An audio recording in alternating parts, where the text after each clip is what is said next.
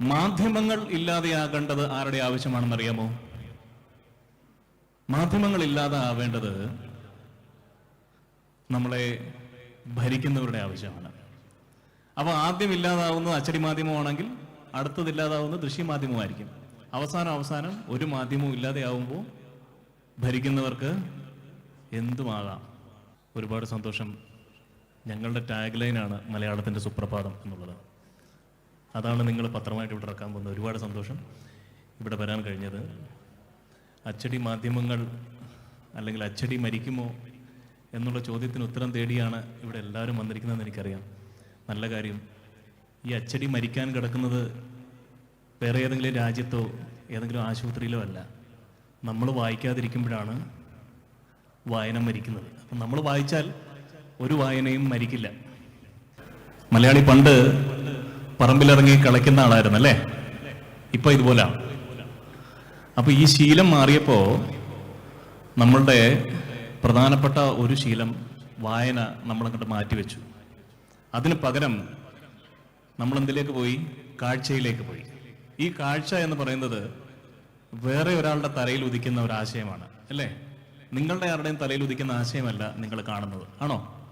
അല്ല, വേറെ ആരോ ചിന്തിച്ച് ഉണ്ടാക്കി വെച്ച ഒരു ആശയത്തെയാണ് നിങ്ങൾ കാഴ്ചയിലൂടെ കണ്ടിട്ട് അവിടെ നിങ്ങൾ നശിപ്പിച്ച് കളയുന്നത്. എന്താണെന്നറിയോ?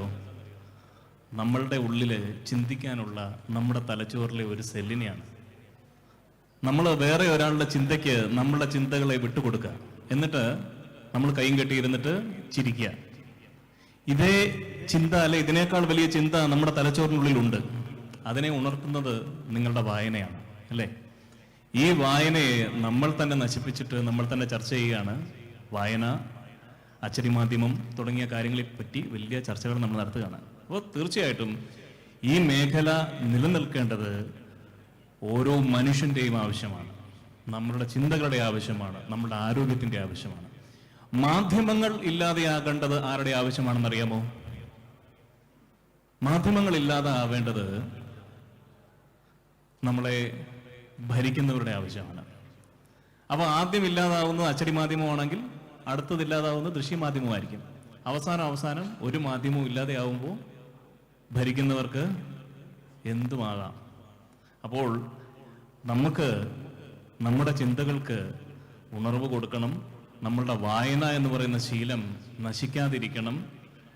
ഇത്രയും പേര് ഇവിടെ വന്നു കൂടിയിരിക്കുന്നത് വായനയോടുള്ള താല്പര്യത്തോടും പത്രത്തോടുള്ള താല്പര്യത്തോടും കൂടിയാണെന്ന് എനിക്ക് വളരെ ബോധ്യമുണ്ട്. നിങ്ങൾ ഇത്രയും പേര് ധാരാളം. അച്ചടി തുടങ്ങിയ കാലത്ത് ഇത്രയും പേരൊന്നും ഇല്ലായിരുന്നു. അപ്പോൾ അച്ചടി അതിൻ്റെ ഏറ്റവും പരമോന്നതമായ അവസ്ഥയിൽ നിൽക്കുന്ന സമയത്ത് വായന മരിക്കുന്നതിനെ പറ്റി നമ്മൾ ചർച്ച ചെയ്യേണ്ട, കൂടുതൽ വായിക്കുന്നതിനെ പറ്റി നമുക്ക് ചർച്ച ചെയ്യാം. വായന നമ്മളുടെ ആരോഗ്യത്തിനാണെന്ന് മനസ്സിലാക്കാം.